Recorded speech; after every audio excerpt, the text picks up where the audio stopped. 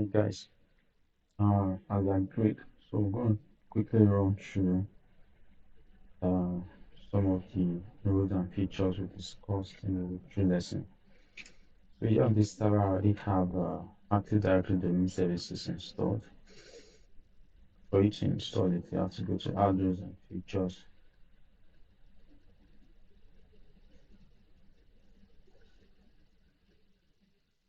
And you go next as usual.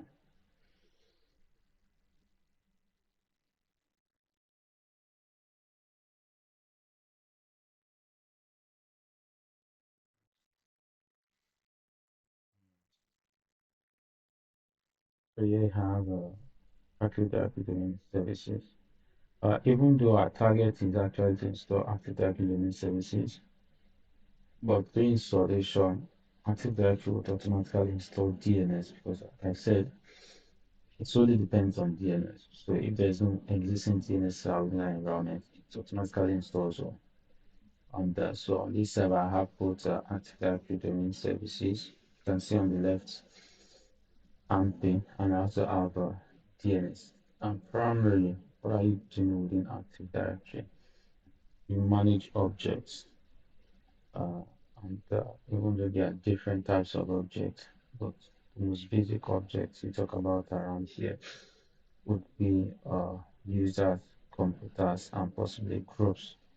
Like I said, that Active Directory actually authenticates both you, the user, and the computer system which you're accessing. So, before a computer system can be used within an Active Directory environment, that's to be joined to the domain. You could always check out how to join the computer system to the domain. So our focus here would be to come to Active Directory users and computers. So here you can see my domain here is test.local, which basically is not a routable domain. Then here I can see users. Uh, Here I have groups. These are existing groups. I have one disabled user account and one active user account, which is the admin account, which are set of these. To create a user, you just go to say new user and you fill this up, provide the user with a name. It's going to ask for a password. Call this AD. Call it AD. So the user's domain name will be, this is my domain name slash my AD. While the fully qualified domain name of the user, remember we said because every object within Active Directory is always being identified using the domain name. That's why it's so much depends on DNS. So the fully qualified domain name for this guy would be ad at test.local. Then I can go next. I can give this guy a password. I can specify if the account should be disabled, the password shouldn't expire. Then I'll say finish. There's a password policy, so I didn't specify, you have that error. And the same way, even though computer systems will have to be joined to have the account created, you can pre-create the account to the computer system. So I'll call this, let's say, PC1. I'll go OK. And for a computer object, the full qualified domain name of this computer object would always be PC1 dot test dot local.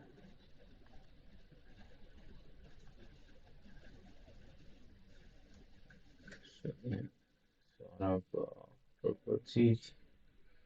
Here I have this managed by and just some basic other information. Then the next object will be basically groups.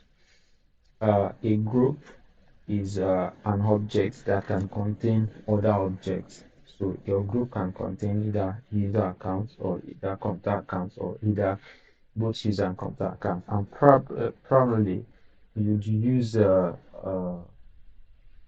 groups for governance, for uh, managing access and permissions instead of tying access permissions to just one an individual object. You could just put them together in a group and assign that policy permission to that group, and all the user and computer in that group could actually take it. So basically, these are how you manage objects traditionally within Active Directory. Another thing that is also very peculiar to Active Directory is also configuration management, which you do using group policy. So group policy allows you to define settings and configurations that applies to either your user or probably your computer system. For instance, if I need to change the desktop, or I just lost connection to this, and to see group policy, you have to come here to tools, you come to group policy management. Uh, to talk about group policy, we'll have to talk about what referred to as containers. You see these guys here are called containers. Probably they look like folders, and uh, they are how do I put this?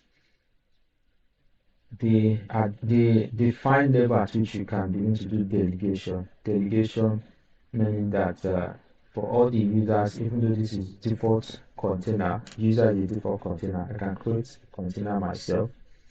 I can come to what is that guy? Organization units. Okay, I can't do that at level. So I level my domain. Come here to say create a new organization unit. These containers are called organization units. So let's say for instance, I say this is Lagos. Uh, this this Lagos container, which looks like a folder, I can add all the users and computers that are working off Lagos.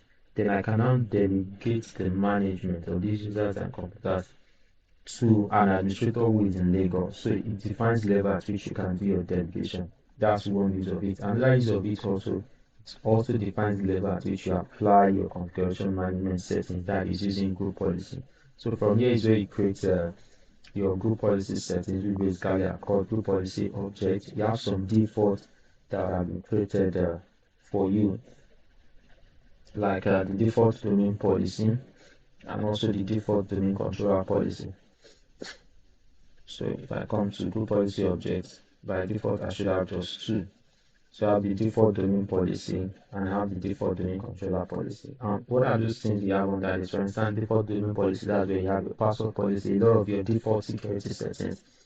And if you are creating group policy, you apply them to organization unit. Like I said, you can see the Lagos organization units here. You can't apply group policy directly to user, directly to computer, or directly to group. You actually apply them to containers. So that is that for Active Directory.